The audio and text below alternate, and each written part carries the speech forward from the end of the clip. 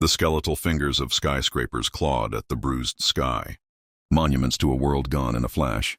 Dust, the color of bone, swirled around Maya's worn boots as she picked her way through the rubble-strewn streets of what was once Chicago. 2 years. 2 years since the bombs fell, turning vibrant cities into ghost towns and millions into ash. Maya wasn't a soldier. She was an accountant. Before. Now she was a survivor. And she owed a lot of it to the urban woodsman. Before the world ended, she'd scoffed at her brother's obsession with the YouTube channel. All that talk about foraging, fire starting, building shelters seemed ridiculous then. Now it was her Bible. She'd been in the city when the sirens wailed.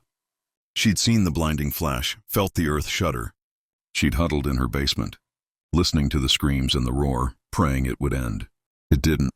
When she finally emerged, the world was a gray canvas of destruction. Her family was gone. Everything was gone, except the echoes of those urban woodsman videos in her mind. She remembered the episode on identifying edible plants. She remembered the fire-starting techniques, the water purification methods. She remembered the host's calm, practical voice, a lifeline in the chaos. Today she was searching for supplies. The city was a dangerous place. Raiders roamed, desperate and ruthless. But Maya had learned to be resourceful. She scavenged for tools, for food, for anything that could help her survive. She moved like a ghost, quiet and observant, using the urban landscape as her shield. She found a small cache of canned goods in a deserted grocery store, a treasure in this desolate world. As she tucked them into her backpack, she heard a noise, footsteps. She froze, her hand instinctively reaching for the rusty pipe she carried for protection. 2 figures emerged from the shadows, their eyes hard and hungry. Raiders. Maya knew she couldn't fight them. She had to be smart. Remembering another urban woodsman episode, she feigned weakness, stumbling and dropping a can of beans.